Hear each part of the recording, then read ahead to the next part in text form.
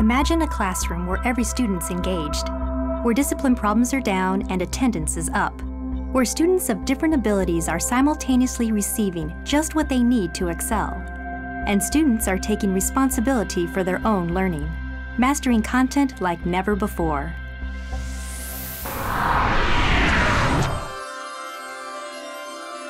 What may sound like the classroom of the future is here today. A quiet revolution is transforming teaching and learning across Texas, a state with more than 1,200 school districts and 4.7 million students. To see this revolution in action, we visited 7 of these districts, observing classrooms in the large urban independent school districts of Irving, Klein, and El Paso. The small rural districts of Arp and White Oak in East Texas, and Floydada in the Texas Panhandle, and the small Central Texas district of Manor. In each of these districts, technology is making the revolution possible. Teachers are making it happen. Teachers like Nina Peary of White Oak. We had several students with a 4th grade science teacher out at our nature center. The teachers that were out there, one had an iPad, there was the scope on the rope, a couple of magnifying glasses, and the 4th grade teacher had a laptop where Skype was loaded. So they were out in the field doing the research. The 4th grade teacher's classroom was in the computer lab, and they Skyped in. They would show us, the students in the computer lab, they would show us a branch from a tree and ask us to help them identify that branch. So there was a website that those students were going to, trying to find the information, in order to come to a definitive identification of the tree. They figured out really quick. They're not very observant, to be able to identify things. So that really engaged them, and they were all engaged. They all wanted to find, the answers to the questions. And it connected the two. So these students were doing things here, and in a completely different location, these students were doing something else, but the two were connected and their learning was connected. And I think that increased the learning. Although that project is unique, those high levels of engagement and motivation are typical in schools that had fully embraced the use of technology to transform teaching and learning. Ask administrators in those districts why they felt the urgency to join the revolution. They'll answer in part that the classroom model of yesterday isn't serving today's students. In fact, from their technology-charged 21st century point of view, a traditional classroom feels like the 19th century. There was a report done where a student is quoted as saying, "When I go to school, I have to power down." School, especially in middle school, was always a prison. It was boring. The students that we're teaching today are digital natives. They have never not had the internet. Computers have always fit in their backpacks. Cell phones have always existed in the time span of these children's lives. So to expect that we would continue to do school the same way that we've done school for the last 150 years doesn't seem as though it is very relevant to the person who we're trying to serve. From that common understanding, each district began grappling with how best to serve its students. What does it take to reach these digital natives, to engage them, to create a learning environment that reflects the world they live in and prepares them for the world they'll work in? In other words, what does a 21st century classroom look like? In Klein, that question fell to teachers as part of the district's plan for technology integration, among the most methodical and comprehensive plans in the state. In the early 2000s, about 2001, 2002, our superintendent made a committed effort to really learn about technology and learning and the impact that it would have. And so we, at that time, had a program called the Technology Integration Program, in which we pulled 19 teachers, one from each of our 19 elementary schools in the district at that time, and they were pulled for 2.5 days a week for a spring semester. And they were really charged with 2 tasks: 1, to study brain-based learning, and 2, to design a model classroom for 21st century learning. We spent the majority of our time researching because we didn't know what a model classroom looked like. We knew what we wanted, we knew what ideas we had, but we had to spend time researching ideas as well as best practices for teaching and learning. We really came together and we had a lot of ideas, but we had to narrow them down. But the one thing that was really supportive that we felt from the district level was the superintendent, the associate superintendents, and all the curriculum officers said, "This is your project. You go forth. There are no limitations. The sky is the limit. And so out of the TIP program came our Technology Baseline Standard Initiative. And it was simply that. It was to say that as a baseline, we will assure that every student within core content instruction has access to a minimum level of technology tools. The decision was made that 4 classroom computers that were wired for the internet would be available for all students. An interactive whiteboard would be available for all students. A projector and a document camera would also be available for all students, as well as e-instruction for assessment. And notice how I ended all that with it's available for all students. It's because these tools were put in classrooms for kids, not just for teachers to teach. And the reason why 4 computers were chosen is simply an issue of funding. We could not put a digital tool in the hands of every kid.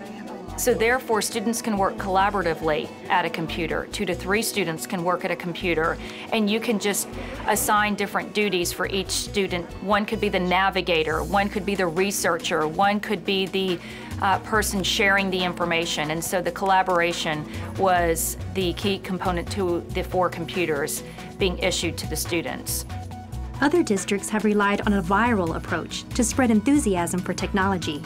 This strategy exceeded expectations in White Oak. We just picked out some people in the primary school, basically, that we felt like had some talents and some desire to integrate technology, and we gave them the tools. We gave them a MacBook, we gave them some freedom to look at some software, to do some things with their teaching, and in so doing, we kind of just let them go with that.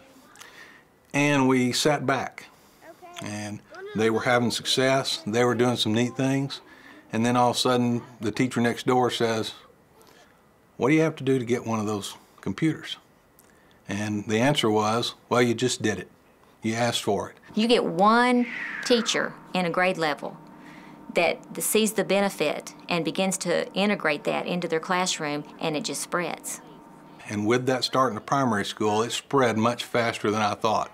Teachers embrace the technology. They embrace the idea of, you know, there's the content's important. My place as a teacher is the most important thing here, but there are a lot of tools out there that I was unaware of that will allow me to do my job better for the students, more fun for the students, and consequently, more fun for me. Whatever the approach, all plans to integrate technology may be met with a certain amount of resistance. The biggest issue I would say is overcoming the fear of technology as a teacher, because you're opening up a whole nother world, and a world that most of our students are more familiar than some of the teachers are. I must admit, in the beginning, and even now, there are times when I'm hesitant. I'm a little reluctant. There's a fear factor. What's going to happen in the classroom? The reason I believe that most teachers don't go to technology is not the fear of it not working, but the fear of them not being in control.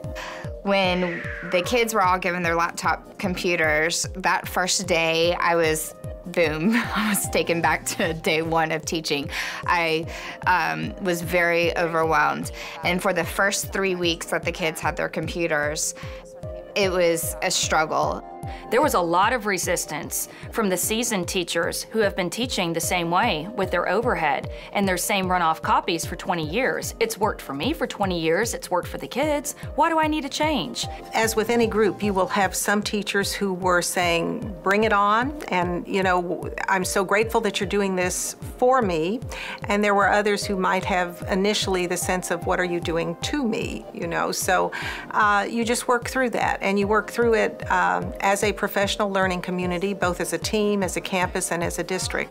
Training and ongoing support are essential to overcome these barriers. In my role, one of the most important things I can do is to listen, because these people who are resistant have very legitimate frustrations. They have very legitimate fears, and ultimately, these professionals want the best for their students.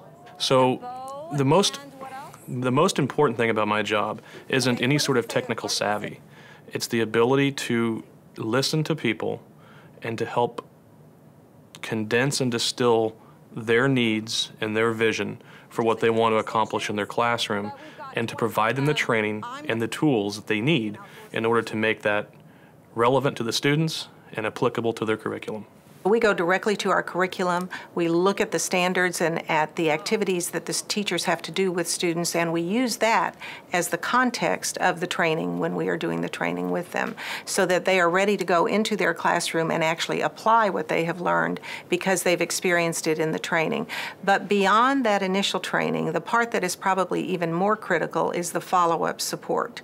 And one of the ways that we do that in Klein is we have a system with our teachers operating as professional learning communities. That's called a PLC. So that as a team, they will plan together, they will support, and they will help each other.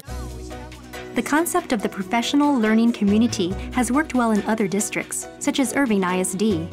Here, teachers at the Jack E. Singley Academy gather for a weekly Tech Tuesday meeting with the campus instructional technology specialist, who is also an experienced teacher. Teachers learning from teachers. That's really what it is. Our Tech Tuesdays are designed not only for our instructional technology specialists to deliver, the latest and greatest in instructional technology, but also for our teachers to essentially sometimes show off to their other peers and see, I tried this and it worked and here's how it worked. And it allows, everybody knows that usually when you hear it from your peers, you're bound to get more from it than maybe me or even the ITS sitting up here. Well, because it's easy to stand up in front of someone and say, you should use this in your classroom because look how cool it is. But then if you can say, here's how I used it, here's what went well, here's what went wrong, here's different steps that you can do, then it kind of works better. Plus it's easier to have, when we do them, to have teachers from different subjects. So everyone can kind of bounce ideas off each other to see, because what I might use it for in history is maybe going to be different than what they use it for in math. On a larger scale, teachers also pool ideas for digital learning through Irving's Tech Fusion program by submitting one lesson plan each semester. It gives our teachers a clearinghouse of lessons they can use in the future. And so there's many little different components that the district has put in that have allowed us to go from here's the computer, here's how the computer kind of works, to now let's really put it into instruction, and then making sure that we don't do anything else with it but increase the level of instruction.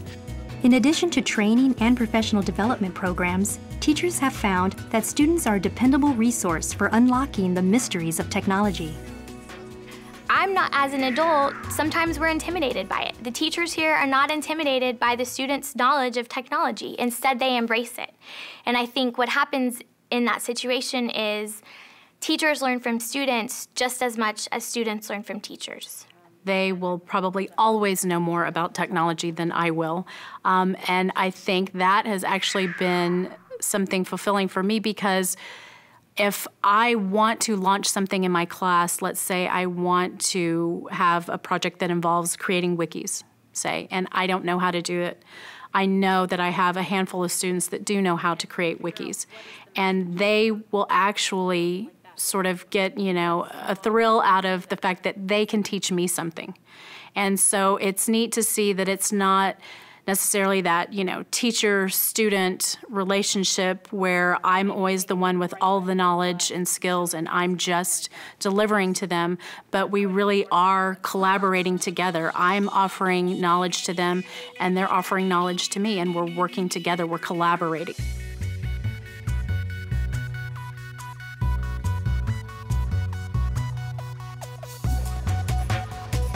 Recognizing the natural skills of digital natives, ARP ISD created a formal student mentor program. Each of the student mentors, they signed a contract, they took it home with their parents. They decided that they would be able to share so many little modules with a teacher, and then they got to take a netbook home. I have a laptop and I'm used to getting on it all the time, and it's just normal for me. Knowledge is power.